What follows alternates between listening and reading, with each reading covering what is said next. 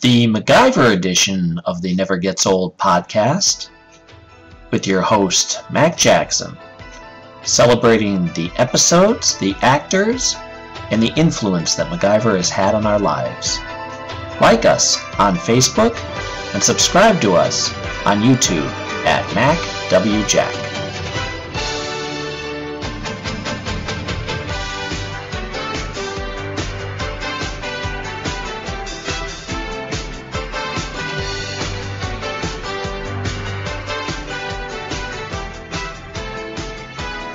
Hi everybody, welcome to the latest and long-awaited episode of the MacGyver podcast. I'm your host, Mac Jackson. Thomas is busy. He apologizes for the long wait. The last time we were going to do one of these, he had mentioned about a Halloween episode for October. Well, it's now February, and he was gracious enough to ask me to do this alone since he is busy, which I can't fault him for. We miss him, but I wanted to make sure we were both in agreement before I did one of these on my own. But I didn't. I felt terrible making everybody wait. I'm very thankful, though, that we have such a wonderful following. A great audience from all over the world that's tuning into these podcasts, and it killed me that we had to wait so many months to get back. I'd like to keep this going at least once a month. So we can thank Thomas for giving us the okay to keep going.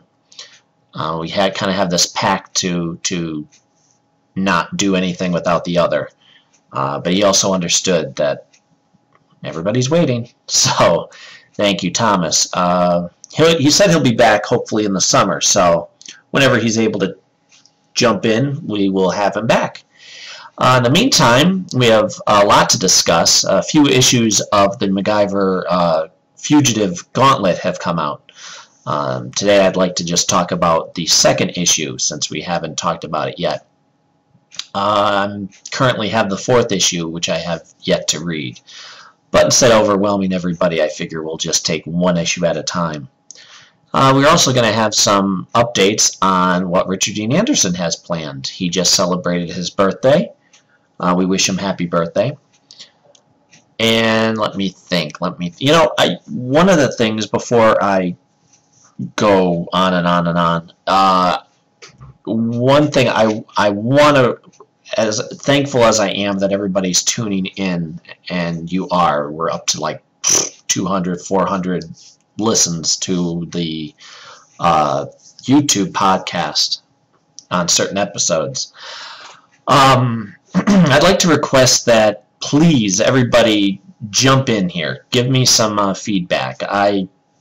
One of the sites that I make sure I jump onto and alert of new episodes to, actually, the MacGyver online website, which I'm telling you, anybody who's out there that hasn't checked this site out yet, if you like MacGyver, this is the place to be.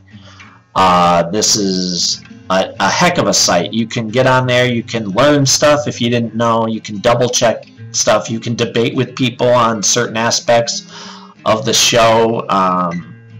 It's a wonderful hodgepodge of every aspect of MacGyver.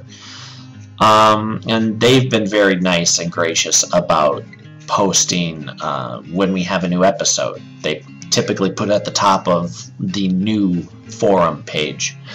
But what I want, I would love it, especially I know the people on there are very educated. I would love to have people come on and request certain topics, give me some feedback. Actually, give me topics. I want to discuss certain episodes. I want to hear stories from everyone about how MacGyver has influenced their life. I'll read them on the podcast. I have plenty of stories myself, but instead of it just being me all the time rambling, I want to hear from you. This is a open community podcast. The show has ended in '92, and so they're really Richard Dean Anderson is not acting as much as I selfishly would love to see him act since Stargate. So, you know, instead of me just rehashing the same stuff over and over again, it comes down to you. Give me your stories, give me your thoughts on certain episodes, give me ideas. Oh, another wonderful thing, I know we have wonderful talented artists that have contributed to certain websites. If any of you would love to help me out, you can draw any MacGyver topic you want. You can draw us as hosts. You can do funny little drawings, whatever. You can come up with logos, whatever you want to do. We're looking to throw them on so that you can, you know, I can put them on the podcast and talk about the artist and give you some free publicity. So yeah, please, that's basically, I guess, the main message. To keep this going and to have this, I know a lot of people are like, you know, why aren't there more episodes? Well, now that I've gotten the okay, I plan to have more episodes. But I also know my limit, and it comes down to you guys contributing. Please do. Give me anything. I'm not gonna I'm not gonna scoff at any contributions whatsoever. Give me your thoughts, give me your stories. If you want to send me any type of audio clip of you telling a story, that'll work too. I could probably figure out how to throw that in. I mean, because look, it's MacGyver, right? I mean, Universal. If you ever needed a character to be the epitome of hope and ingenuity, it's obviously MacGyver. So these type of things pop up in all of our lives every day. So I know there's stories. I hear stories in my everyday life where people come to me and they're proud. They're like, hey, speaking of MacGyver, here's something I did that I think, what do you think of this? And they love to share that with me. Give me some of that. In the meantime, though, let's skim the second issue of MacGyver, The Fugitive Gauntlet. It's by Tony Lee and Lee David Slotov, who, by the way, can I just throw out a little thought? I love the behind-the-scenes story at the end of each issue where it's the story behind MacGyver, and it's how he came to write the pilot. I love any of that type of, you know, background stuff. It's funny to hear that in his story they originally wanted a show like 24, but apparently the people who were asking him had no idea how impossible their demands were for that type of a show. From that we got MacGyver. I can't wait to see how his story ends as far as where he got to. But so far, the last issue, they were MacGyver and the Agent Carrie Kuridov. I'm terrible with accents and specific, in this case, Russian names. I'm sorry if I'm butchering that. Are on the run. They're being blamed for the death of MacGyver's old colleague and professor. And also there are many assassins that are out there trying to kill him in particular. And I thought, going into this, I thought it would be more focusing on that, him dodging one assassin after the other, but there's an underlying thread here that seems to have taken over the idea. MacGyver goes to Cairo to talk to Professor Sadi, who was one of his archaeology professors. It's cute because the way it's written, and I love this, it feels like the first couple, maybe half season of the first season of MacGyver, where it's a lot of voiceover and it's a lot of him telling some type of story from his past, and he gets into the history of being on a dig with Professor Sadi and how he taught him more of the colorful ways to discover history. And so he goes to him for information, and you know, there's a picture that's involved that he's looking at where the artist here, Sleeny, drew him looking very Richard Dean Anderson-like. And one of the people in the picture is named Penny. Unfortunately, it doesn't look like it's supposed to be Penny Parker, which makes sense, because if this is supposed to be back in college, he didn't meet Penny Parker until later. On the episode, Every Time She Smiles. So, you know, it's kind of cool, a little nod there to Richard Dean Anderson. So anyway, they're still on the run. She's finding her own way of getting the information as opposed to his more delicate, intelligent way, a little less brutal. She's going around kicking the bad guys trying to get information.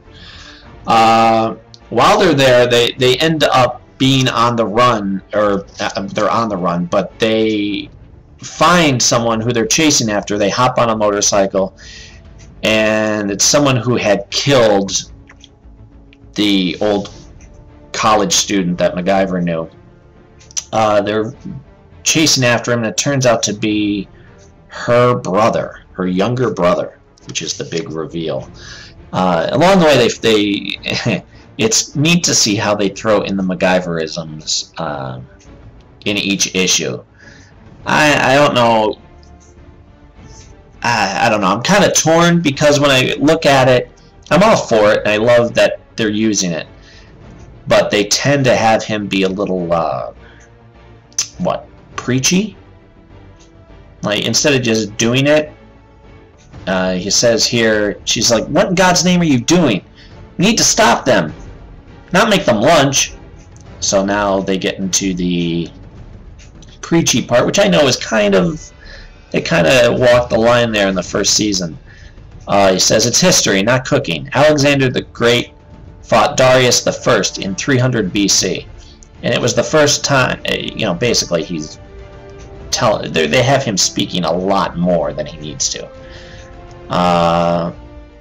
Caltropes were used. They would scatter them on the grounds, so they dig into the horse's hooves, make them pull back in pain. And so he throws these balls, the fruit with the limes, I guess they're supposed to be, throws them on the ground with nails sticking out of them, which of course go into the guy's tires and flatten each, you know, makes the car flip, which is cool, and I'm all for that. Just, I don't know, it was the preachiness of it, or the little too much of the conversation going on during a motorcycle chase. So that's how that issue basically ends. They try to follow after the guy on the motorcycle who kicks them off a building, and they jump off the motorcycle as it crashes into a wall. And then she lets him know that that was her brother. Meanwhile, they go back to a hotel, and they discuss, basically she's now has to tell MacGyver, you know, what's the deal with this guy. She thought he was in college. It turns out he was part of the Russian mob. And, you know, meanwhile, she's still being the feisty, you know, I'm not your friend type of a person, that we're in this together, and you're the wimp, and I'm the tough girl. And there's a knock on the door that's supposed to be room service for new towels. She pulls out her gun. She goes to the door. She's peeking through the door, saying, no, they don't need anything, when someone kicks the door in her face. And MacGyver looks up and says, Travis? He says, the one and the same, MacGyver. You're a tough man to find. Do you know how many hitmen are hunting you? Still, I'm the one that found you. And it looks like I'm the one who will be claiming the $5 million bounty on your head. And that's where it leaves off. My thoughts on this issue. It was okay. Again, like I said, I have that problem with that one part. It is still action-packed, which they did, I think, a very good job of. It kept my attention even if I wasn't so much into MacGyver. It felt like it never slowed down. I just, and pardon me for saying the same thing I've said in previous podcasts. It's the intentional disconnect from the TV show, in particular the Richard Dean Anderson aspect, that I personally have always had a problem with. This series so far feels like, I guess it's supposed to be before we meet MacGyver, so is, you know, before the Phoenix Foundation, I guess, before the pilot that we all know. But it feels like it's written to be,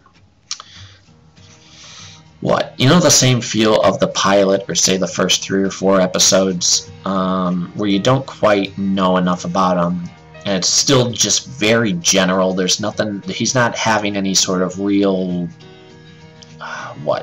Richard Dean Anderson character being put in. Still very generic, I guess is the word. That's kind of the part that bothers me. However, apparently the first issue sold out. They went back to reprint. The second printing, which I also ran out and bought, the cover was black and white. So I'm happy to throw my money at, you know, anything MacGyver related. So that's that. I'm gonna wait until the next podcast to read or comment on the 3rd issue. Also action-packed. I can let everybody know, if you haven't read it, go out and read it. Let me see. I know Richard Dean Anderson had just announced that he is going to make an appearance on a TV show called Don't Trust the Bee in Apartment. I don't want to say it wrong, so I will tell you in a second. Guest role. This is now where I get another great site that I know I've gone on about, and anybody who is listening to this podcast has at one time or another gone to rdanderson.com.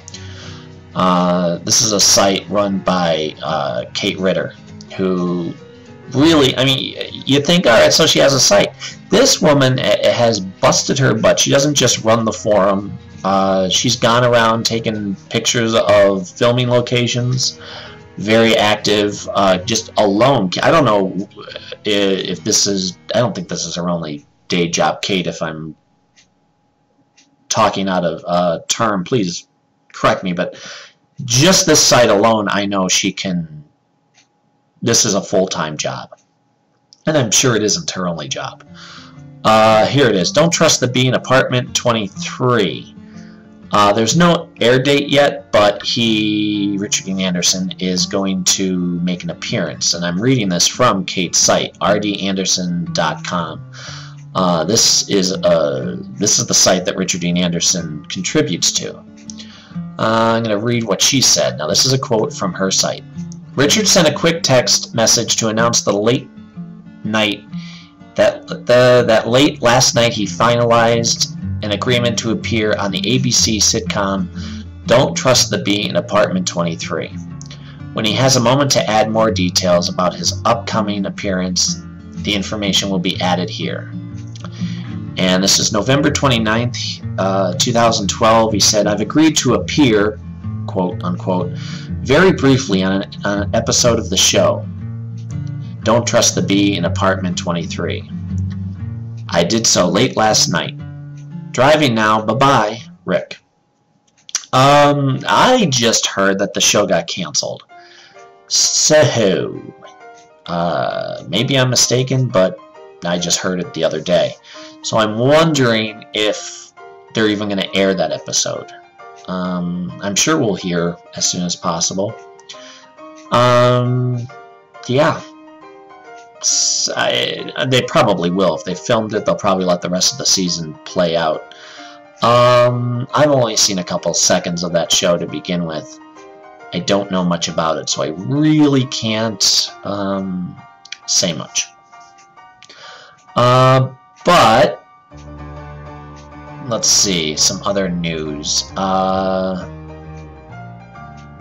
He also did his appearance at the USC Quench the Fire, which I think is a thing. It's a run that he MCs, I guess. There's a video. If you go to Kate's site, and she has links and pictures, and he kind of MCs the whole thing and meets with people, which is very sweet. Of course, you know, that's nowhere near Pennsylvania, so I never get to go to it. But yeah, and there's also the Waterkeeper Alliance that he's a big part of. Sea Shepherd. All of these sites you can go to and contribute some money to support his cause. The Challengers Club, Boys and Girls Club, I personally used to be a member of that proudly during my teenage years and 20s. You want to feel like you're making a difference, you can volunteer there. Be a big brother, be a big sister. So that is the latest going on there.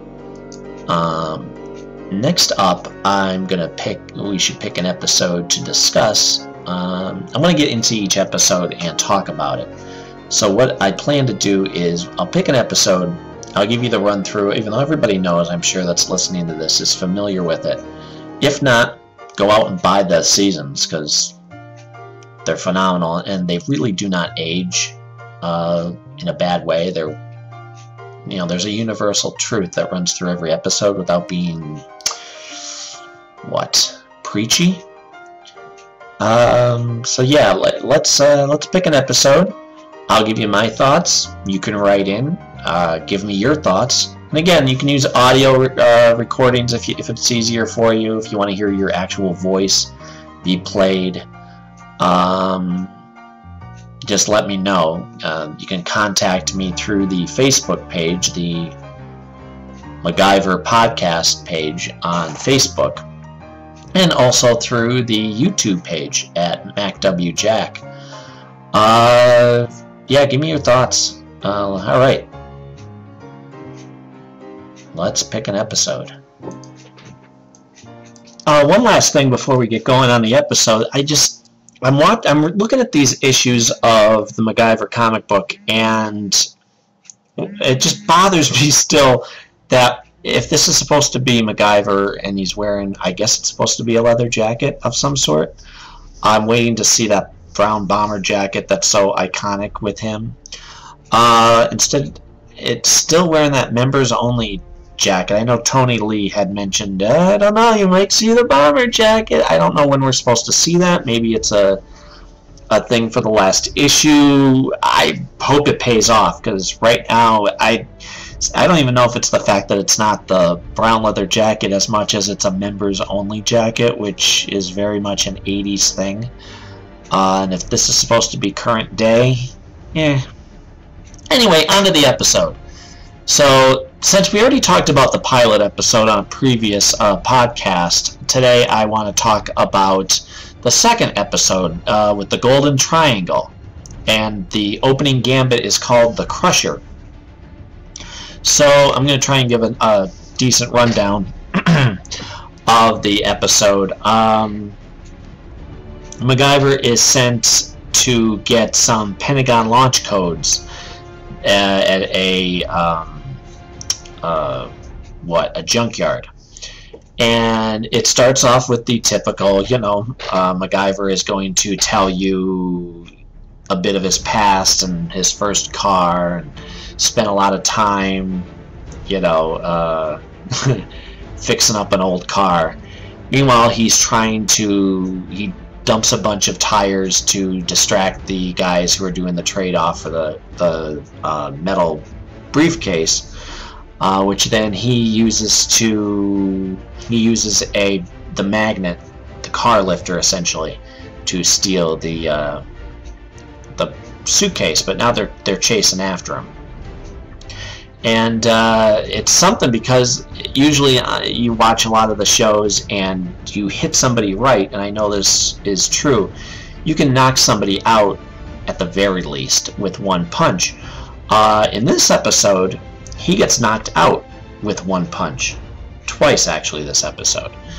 And he's hiding in the cars, and he gets caught. And they throw him in the back of a car in a car crusher as it starts to get lowered. And boy, talk about excitement. This is very much an Indiana Jones type of moment where, oh my god, is he going to get out? Is he going to get out? It's nail biting. You're sitting there wondering if he's going to. And the way he does it is great. I mean, he's tied up. He's punching at the seat to dislodge it, climbing into the trunk, and pops the trunk just as it's starting to get crushed. So he sneaks out. And in the end, first of all, I'd like to comment on this. Is, I believe, the first time we see that gray jacket that he has, which I personally love. It's got that wide collar, which zips all the way up to the neck. I don't know. There's something about that. He wore it for 4 seasons. I think he wore it, or at least something similar to it on the very last episode of the series. But that jacket I just always loved personally. Anyway, he's also wearing gloves, which is something, I don't know why they had him wearing gloves for that. I'm sure there's a logical explanation, but usually when I think of MacGyver on a mission, I don't think of him wearing gloves per se.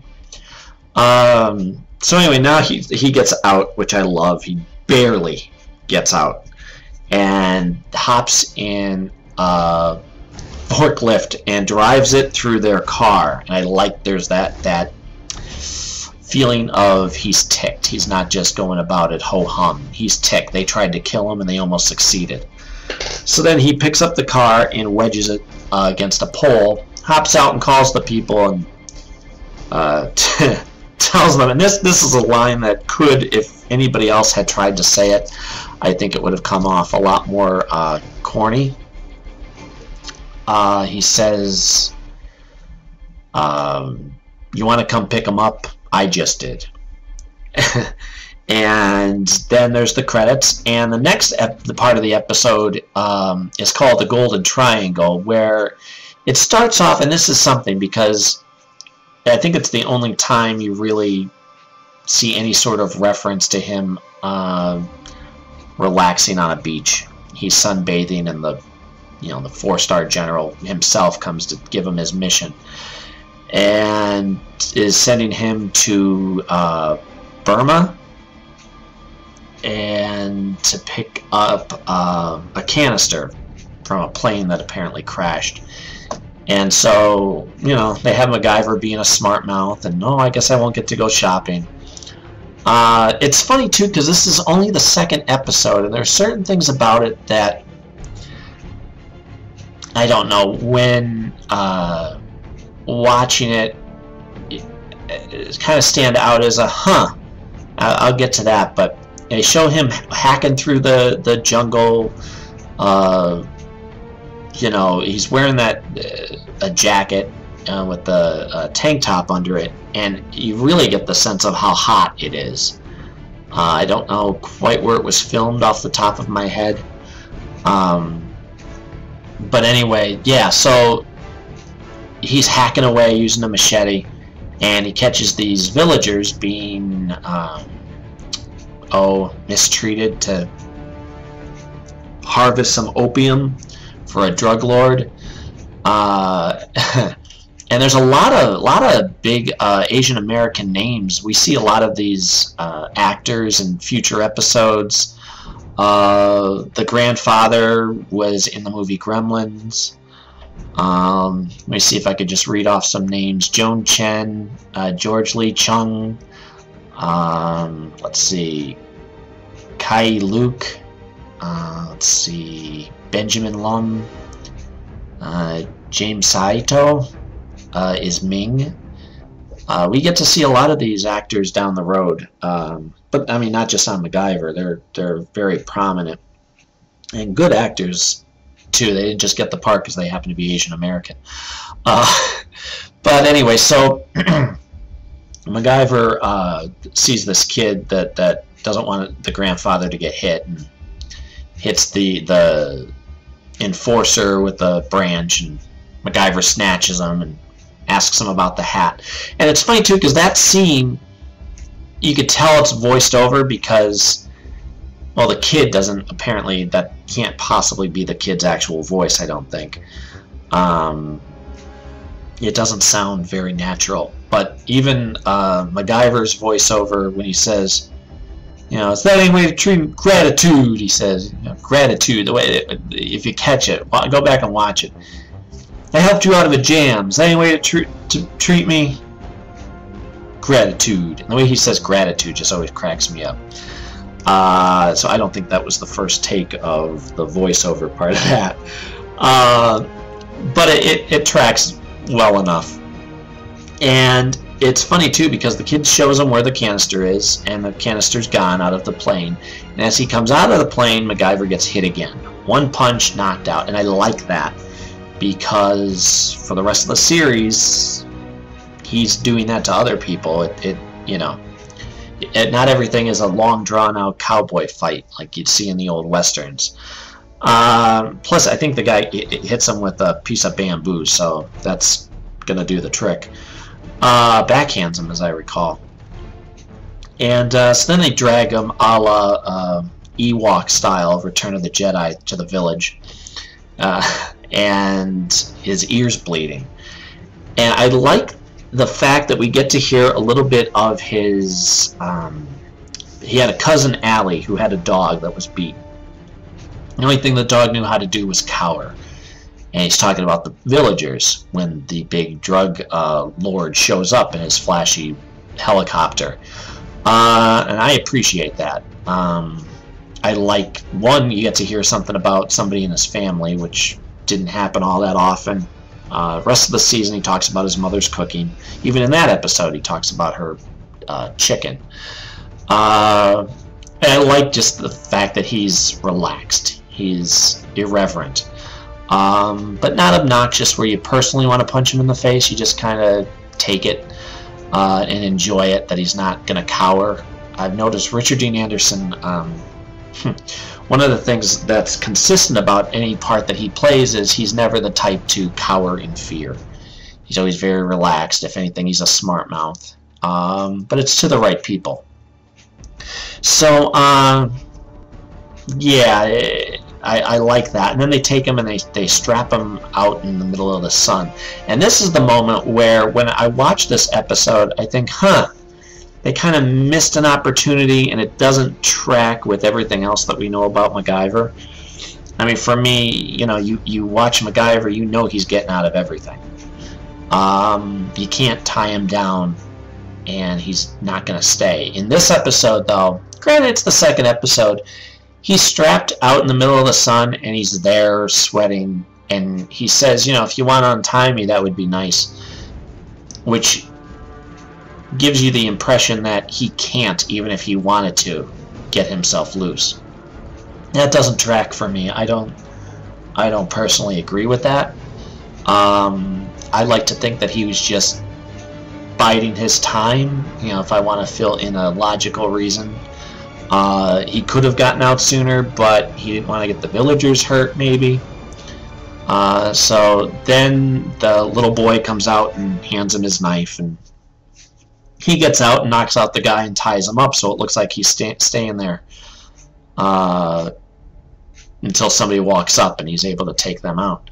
But I love it. Then he sneaks back to the village, and he uses he lets the pigs loose just to distract everybody while he runs under the tarp, using a signal flare, an inflatable boat, a tire, and basically a life jacket to have a delay fuse to set off the signal flare to blow up after he gets away, to then go back and start taking out all the bad guys.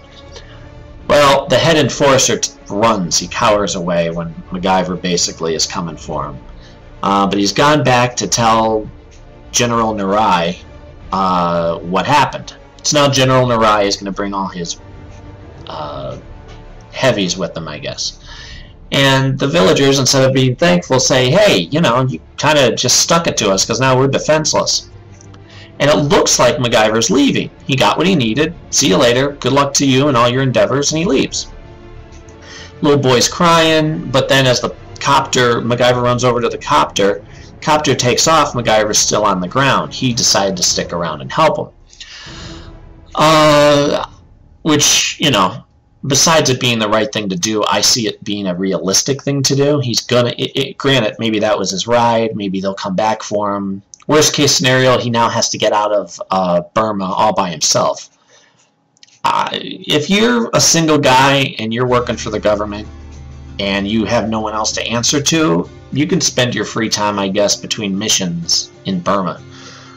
So I never thought that that was like an unrealistic thing. Besides it being very much who MacGyver is, I can't see why other people wouldn't try. And, you know, your mission's complete, but you're going to stick around and help people. So then this is the part where he teaches basically the villagers how to defend themselves using what's around them. And for me, this is probably the low point of the episode, only because, and again, I know I'm being greedy when I say this, not enough MacGyver. It's a lot of the villagers, you know, dumping snakes on the Jeep that comes by. With granted, I love MacGyver's voiceover through it, but you know, the part where as they're coming there, he's standing on the mountaintop. He says, "I only think it's fair to warn you, these folks don't want you coming back."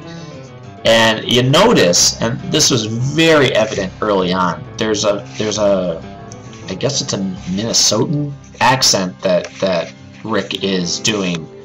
There's like not a twang, but you can hear the dialect, the way he's emphasizing certain words. He kind of lost that as it went on. You can hear it in the pilot when he's talking, in that first opening gambit where he's talking about riding the horse. It's apparent there too. But the way that he's talking, you can hear that dialect from where he's from, Minnesota. Kind of, I mean, I think it's funny. I'm kind of glad it didn't stick around, because I think it would sound forced if it were, you know, who knows, maybe the powers that be said, yeah, keep doing that, yeah, you know how you did that, keep. I'm glad it didn't happen. So yeah, then the episode kind of stalls for me. The guy shoots at MacGyver as he tries to warn him, and he says, well, they're just itching or spoiling for a fight. And then there's this whole montage of them taking out a lot of the Jeeps. Big hole in the ground, the snakes get thrown at them. This big piece of wood comes swinging down and smashing, taking out the gun turret on the back of the Jeep, knocking out some guys. And then the remaining guys come through, and they the smoke comes out of the ground, like their own homemade tear gas, and all great, smart, clever stuff. A lot of it reminds me of certain movies like Three Amigos that did that, and yeah, Three Amigos had that whole, we're gonna have the villagers run around like us and kind of do the work for us type of a thing. Boy, a couple other movies come to mind where they did that, but anyway, I saw it on MacGyver first, so that counts. And in the end, Nerai comes with this helicopter with the gun turrets on that were found earlier in the episode, and MacGyver pushes everybody inside, and they shoot at him, and he jumps behind a Jeep, and I love that whole the bullet spray that flies down, and then he jumps up and uses a cable to tie up the helicopter. Now, what's something is he sneaks out from under the helicopter and to attack him, and starts hitting him and beating on him, and General Nerai pulls out a sword and charges him, and trips and stabs himself. End of the fight. It's, you know, I guess it's realistic. It kind of lets you go, oh, kind of thought there'd be more of a confrontation there. And the guy kind of ends the fight himself. I kind of wanted to see a little more MacGyver fighting at the time. But that's basically the episode. Overall, you know, I remember watching that for the first time up in my parents' bedroom. My parents would watch something else. They had an extra TV up in their room. I'd run up and watch it. And boy, the sense I get when I watch that episode is hot. They really make you feel like it's hot wherever they are. Yeah, you know, other than the that slow moment showing the villagers basically do the work, I love it. I don't know about a rating system. I'd like to hear what you guys think. What do you feel about it? What were the strengths? What were, if there were weaknesses, what do you think the weaknesses were? We could do a rating system. You let me know. You could do scale of 1 to 5, I guess. Yeah, I won't hold you to it. Any way you want to grade it is fine with me. But yeah, let me know what you think. Maybe I'll try and keep our discussions of episodes. We'll go episode by episode. But yeah, I'll post this. You guys let me know what you think. I'll read it next time. We can discuss it more. Yeah, so there you go. Just to...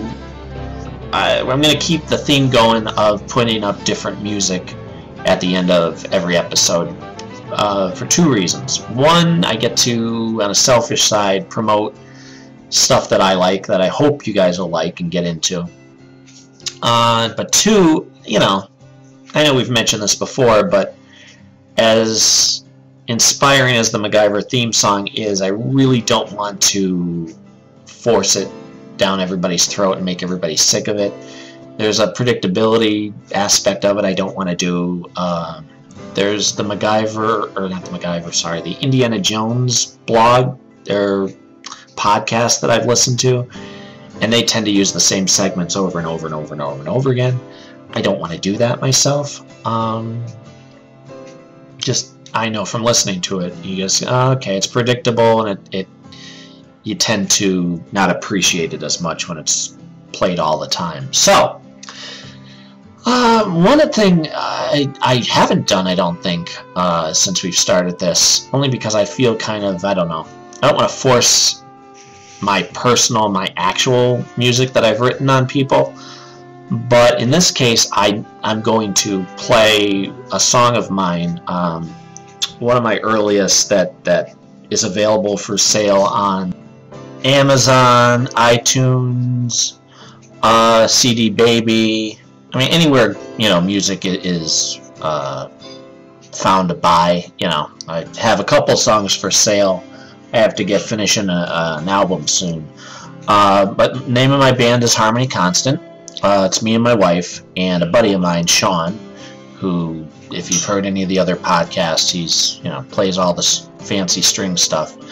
But anyway, and you can, while I'm pushing my stuff, you can listen to, we get played on a lot of internet radio, WVIA, Homegrown Concert. They play actually a whole private show that we did for them. But also a lot of our songs are heard on Scrub Radio, on a couple shows, Harmony Resort, Just Good People, what's some other places, Reverb Nation, we have our songs played on there. Let's see, I'm trying to think off the top of my head. Q-Star Radio 2 plays a lot of our stuff. We're very fortunate is basically, I guess, the main point of it all. So anyway, the song that I'm going to play for you, it's called Alone Again. What does that have to do with MacGyver? Well, I found a way to mention him in a...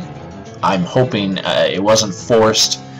I hope it doesn't sound corny. You know, you want to be able to basically pay tribute to your heroes. And to fit him into a song, I'm actually proud that it came about naturally. I didn't write the song around the idea of mentioning MacGyver, but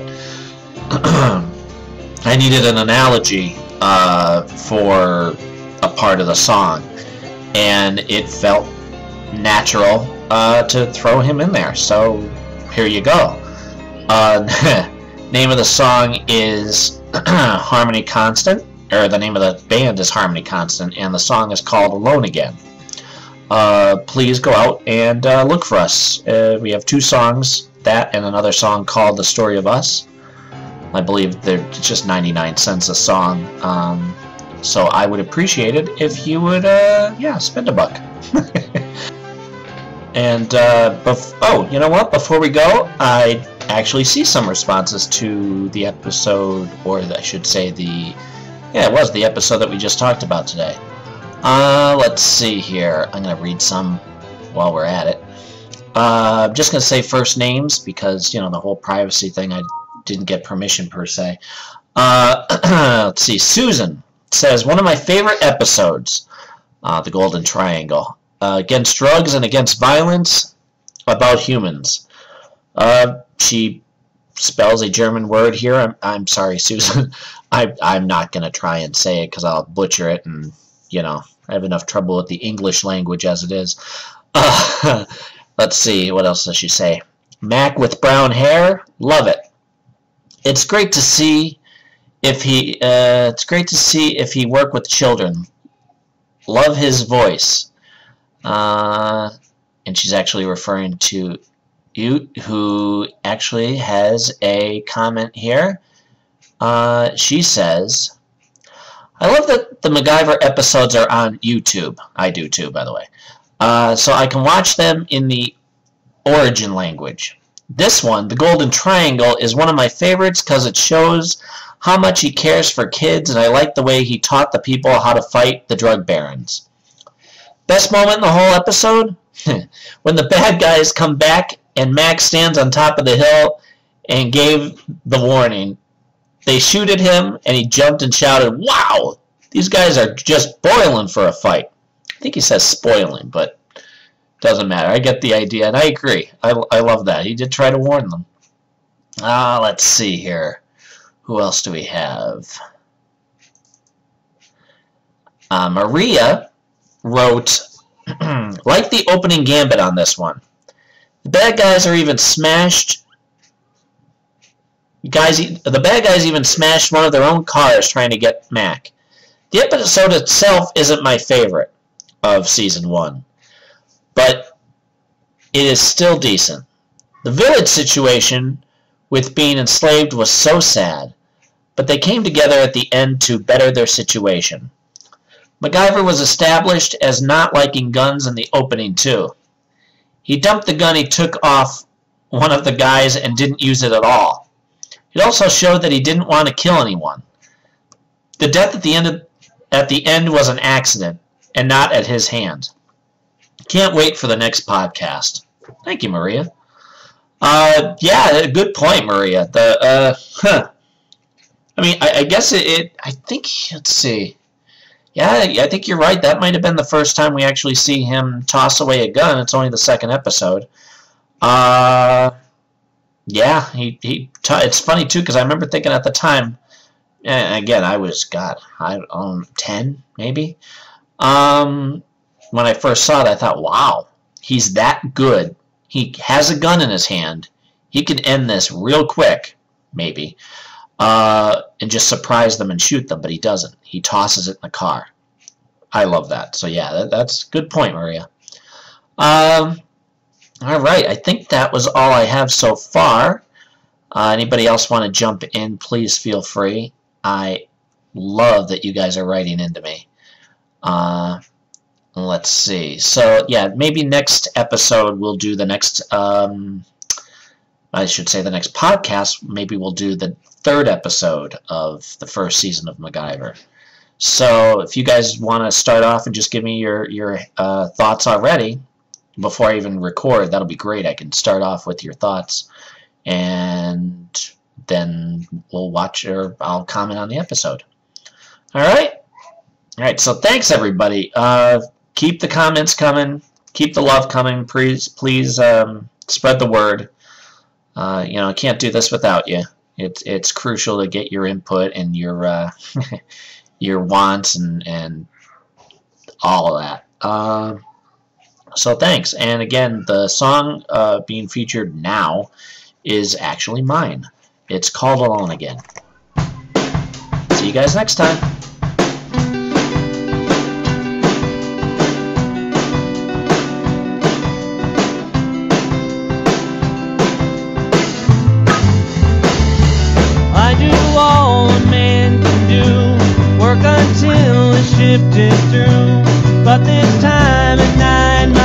crystallize in my thoughts of you.